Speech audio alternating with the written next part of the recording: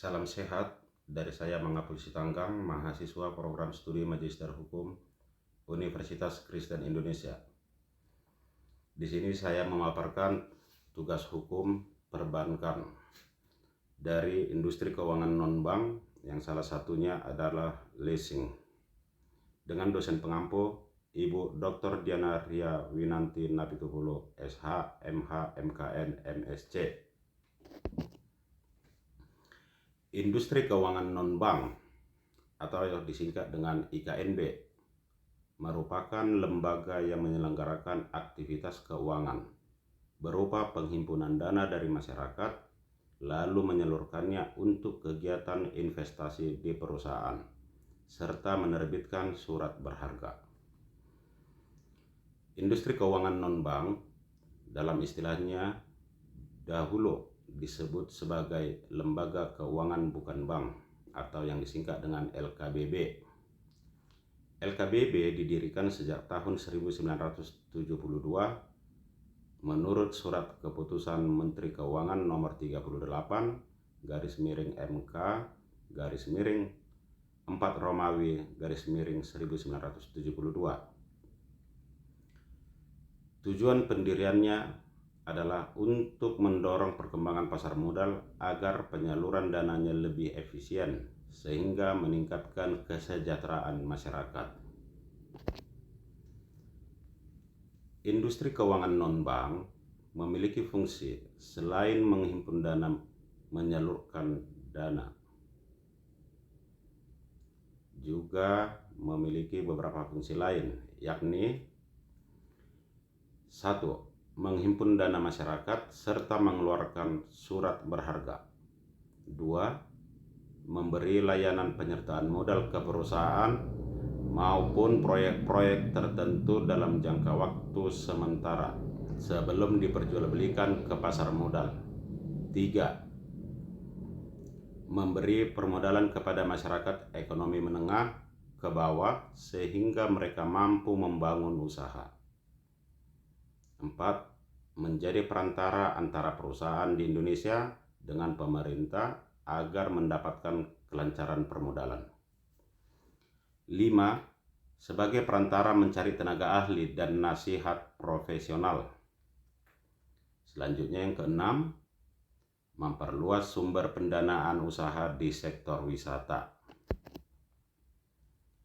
Industri keuangan non-bank dalam menjalankan usahanya mengedepankan dua prinsip utama, yakni pertama, melaporkan tiap transaksi mencurigakan, misalnya transaksi dalam jumlah tidak wajar di luar kebiasaan nasabah sehingga dicurigai sebagai tindakan pencucian uang atau pendanaan untuk terorisme. Kedua, harus mengenal latar belakang nasabah, saldo dalam rekening, hingga kebiasaan transaksi.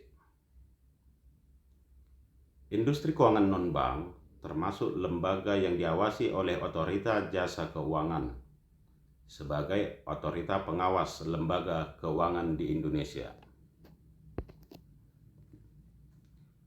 Perusahaan pembiayaan atau leasing mulai resmi diakui setelah pemerintah menerbitkan Keputusan Presiden nomor 61 tahun 1988 tentang lembaga pembiayaan, yang kemudian ditindaklanjuti oleh Keputusan Menteri Keuangan Republik Indonesia nomor 1251/KMK/013/1988 tentang ketentuan dan tata cara pelaksanaan lembaga pembiayaan, yang telah diubah terakhir dengan Keputusan Menteri Keuangan Republik Indonesia nomor 448/KMK.017/2000 tentang perusahaan pembiayaan. Yang dimaksud dengan lembaga pembiayaan menurut pasal 1/2 Keputusan Presiden adalah lembaga pembiayaan merupakan badan usaha yang melakukan kegiatan pembiayaan dalam bentuk penyediaan dana atau barang modal dengan tidak menarik dana secara langsung dari masyarakat. Dalam peraturan tersebut juga ditegaskan mengenai kegiatan usaha dari lembaga pembiayaan yang diuraikan sebagai berikut. Sewa guna usaha atau leasing merupakan kegiatan pembiayaan dalam bentuk penyediaan barang modal, baik secara leasing dengan hak opsi atau financial lease maupun leasing tanpa hak opsi atau operating lease untuk digunakan oleh lessee selama jangka waktu tertentu berdasarkan pembayaran secara berkala. Dalam setiap transaksi leasing melibatkan 3 pihak utama, yaitu pihak lessor, pihak lessee, dan ketiga pihak supplier. Di sini saya menjelaskan apa itu pihak lessor.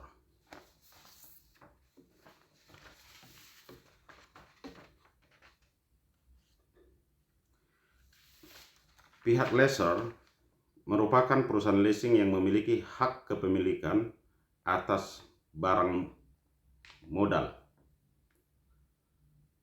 Perusahaan leasing menyediakan dana kepada pihak yang membutuhkan. Dalam usaha pengadaan barang modal, biasanya perusahaan leasing berhubungan langsung dengan pihak penjual atau supplier dan telah melunasi barang modal tersebut. Lessor bertujuan untuk mendapatkan kembali biaya yang telah dikeluarkan untuk membiayai penyediaan barang modal dengan memperoleh keuntungan dari penyediaan barang modal dan pemberian jasa pemeliharaan serta pengoperasian barang modal. Yang selanjutnya adalah pihak lessee. Pihak lessee merupakan perusahaan atau pengguna barang modal yang dapat memiliki hak opsi pada akhir kontrak leasing. Lessee yang memerlukan barang modal berhubungan langsung dengan lessor yang telah membiayai barang modal dan berstatus sebagai pemilik barang modal tersebut. Barang modal yang dibiayai oleh lessor tersebut kemudian diserahkan penguasaannya kepada dan untuk digunakan oleh lessee dalam menjalankan usahanya. Yang selanjutnya adalah pihak supplier. Pihak supplier merupakan penjual barang modal yang menjadi objek leasing. Harga barang modal tersebut dibayar tunai oleh lessor kepada supplier untuk kepentingan lessee. Pihak supplier dapat berstatus perusahaan produsen barang modal atau pihak penjual biasa.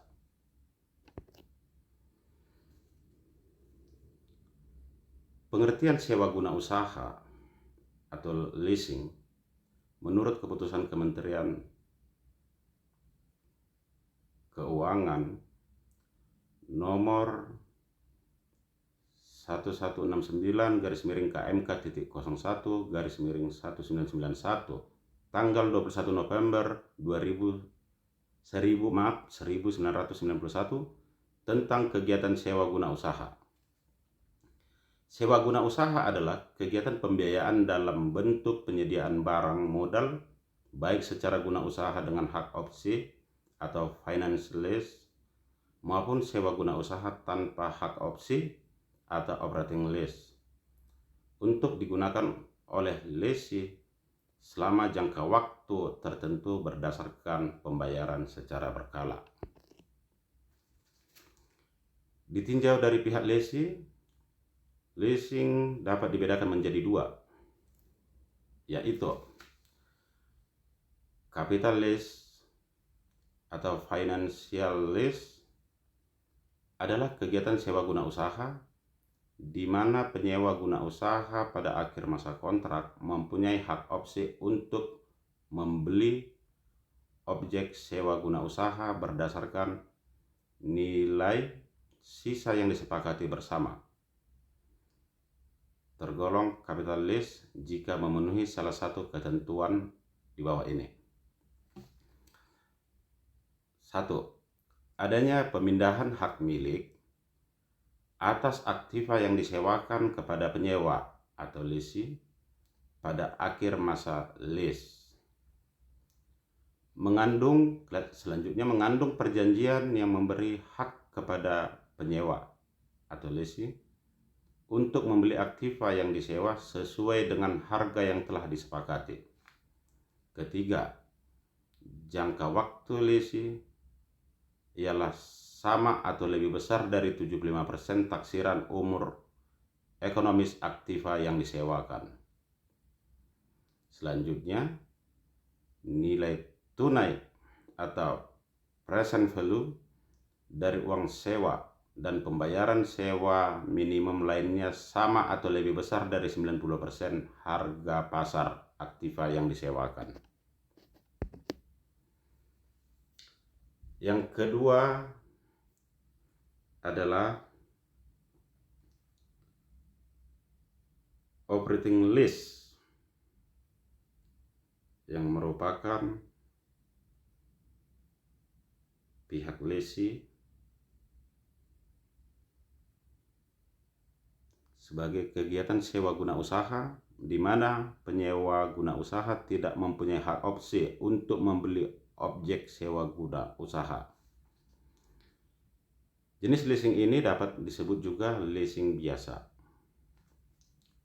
Adapun alasannya yaitu karena 1. Lessor sebagai pemilik objek leasing menyerahkan objek tersebut kepada lessee untuk digunakan dalam jangka waktu relatif pendek dari umur ekonomis barang modal tersebut. Kedua, lessee atas penggunaan barang modal tersebut membayar sejumlah sewa secara berkala kepada lessor yang jumlahnya tidak meliputi jumlah keseluruhan biaya perolehan barang tersebut beserta bunganya. Hal ini juga dikenal dengan sebutan non-full payout lease. Ketiga, lessee menanggung segala risiko ekonomis dan pemeliharaan atas barang-barang tersebut. Selanjutnya, lessee pada akhir kontrak harus mengembalikan objek lease kepada lessor. Kelima, lessee dapat membatalkan perjanjian kontrak leasing sewaktu-waktu. Selain kedua bentuk leasing di atas, terdapat juga bentuk derivatif dari kedua leasing tersebut, yakni sell and lease back atau jual dan sewa kembali. Dalam transaksi ini, lessee membeli terlebih dahulu barang modal atas namanya sendiri. Kemudian barang modal tersebut dijual kepada lessor dan selanjutnya oleh lessee disewa kembali dari lessor untuk digunakan kembali bagi keperluan usahanya dalam suatu bentuk kontrak leasing. Biasanya bentuk sell and lease back ini mengambil bentuk financial lease. Selanjutnya adalah direct finance lease atau sewa guna usaha langsung. Dalam transaksi ini, lessor membeli barang modal sekaligus menyewakannya kepada lessee. Pembelian tersebut dilakukan atas permintaan lessee dan lessee juga yang menentukan spesifikasi barang modal, harga, dan suppliernya. Jadi dengan kata lain, lessee berhubungan langsung dengan supplier dan lessor membiayai kebutuhan barang modal tersebut untuk kepentingan dari si lessee. Begitu.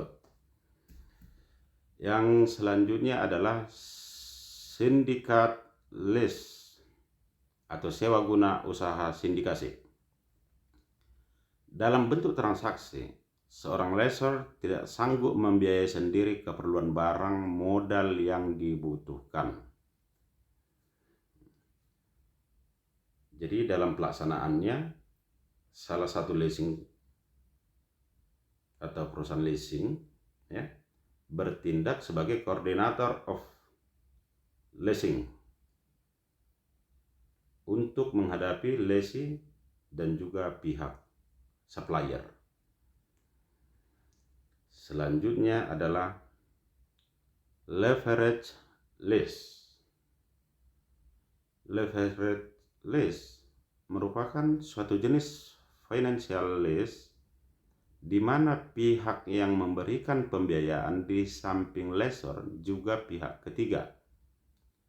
Pihak ketiga ini sering disebut dengan credit provider atau debt participation. Biasanya dengan leverage lease terdapat juga seorang yang disebut manajer, yakni pihak yang melaksanakan tender kepada lessee dan mengatur hubungan dan negosiasi antara lessor, lessee, dan debt participant. Jadi biasanya ya, leverage lease dilakukan terhadap barang-barang yang mempunyai nilai tinggi, di mana pihak lessor hanya membiayai antara 20% sampai dengan 40% dari pembelian barang. Sedangkan selebihnya akan dibiayai oleh pihak ketiga yang merupakan hasil pinjaman lessor dari pihak ketiga dengan memakai kontrak leasing yang bersangkutan sebagai jaminan utangnya. Nah, demikian ya. Selanjutnya adalah cross border lease. Merupakan leasing dengan mana pihak lessor dan pihak lessee berada dalam dua negara yang berbeda. Itu dalam dua negara yang berbeda ya, jadi bukan sama-sama di Indonesia gitu.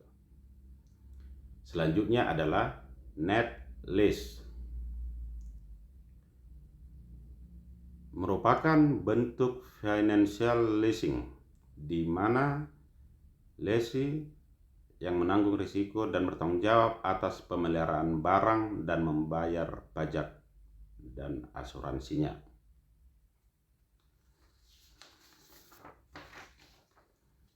Selanjutnya adalah net lease. Net lease merupakan bentuk financial leasing di mana lessee tidak hanya menanggung risiko dan bertanggung jawab atas pemeliharaan barang dan membayar pajak saja. Bahkan lessee juga harus mengembalikan barang kepada lessor dalam kondisi dan nilai seperti pada saat mulainya perjanjian leasing. Selanjutnya adalah full service lease. Full service lease merupakan leasing dengan mana pihak lessor bertanggung jawab atas pemeliharaan barang, membayar asuransi dan pajak. Selanjutnya adalah big ticket lease. Big ticket lease merupakan leasing untuk barang-barang mahal, misalnya pesawat terbang, dan dengan jangka waktu relatif lama, misalnya 10 tahun. Nah, ada juga captive leasing, di mana ini merupakan leasing yang ditawarkan oleh lessor kepada langganan tertentu yang telah terlebih dahulu ada hubungannya dengan pihak lessor.